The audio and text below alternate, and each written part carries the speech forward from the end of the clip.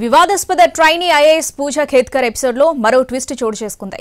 వెంటనే రిపోర్ట్ చేయాలన్న అకాడమీ ఆదేశాలను ఆమె బేఖాతరు చేశారు. ఈ విషయంపై ఆమె నుంచి ఎటువంటి రియాక్షన్ లేదు.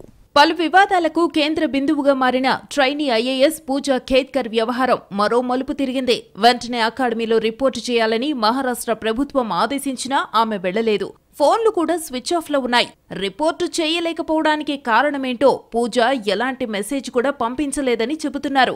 అధికార దుర్వినియోగం, యూపీఎస్సీకి తప్పుడు అఫిడవిట్ సమర్పించారని పూజా ఖేత్కర్ పై ఆరోపణలున్నాయి.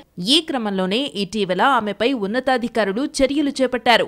ఆమె ప్రొబేషనరీ పీరియడ్ ను నిలిపివేశారు. జూలై 23లోగా ముస్సోరీలోని లాల్ బహదూర్ శాస్త్రి జాతీయ అకాడమీకి తిరిగి రావాలని ఆదేశించారు. అయితే గడువు ముగిసినా ఇప్పటివరకు ఆమె అకాడమీకి రాలేదని సమాచారం. ఫేక్ డాక్యుమెంట్లతో సివిల్స్ లోకి వచ్చిందన్న ఆరోపణలపై ఇప్పటికే పూజా ఖేత్కర్ పై ఫోర్జరీ కేసు నమోదు చేశారు.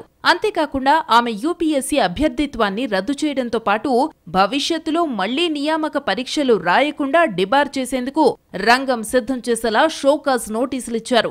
అడ్రస్ మొదలుకుని అన్ని డాక్యుమెంట్స్ మార్చిన పూజ అడుగడుగునా మోసం చేశారని యూపీఎస్సీ ధృవీకరించింది. షోకాజ్ నోటీసుపై పూజా ఖేత్కర్ ఇచ్చే సమాధానం ఆధారంగా ఆమెపై తదుపరి చర్యలుంటాయి.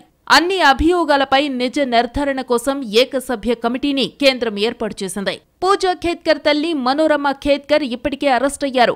అక్రమంగా ఆయుధాలు కలిగి ఉన్నారనే ఆరోపణల కింద ఆమెను పూణే పోలీసులు అరెస్టు చేశారు. పూజా తండ్రి దిలీప్ ఖేత్కర్ పైన అవినీతి ఆరోపణలున్నాయి. ప్రభుత్వ అధికారిగా ఉన్న సమయంలో లంచం తీసుకుంటూ దొరికి 2 సార్లు సస్పెండ్ అయ్యారు.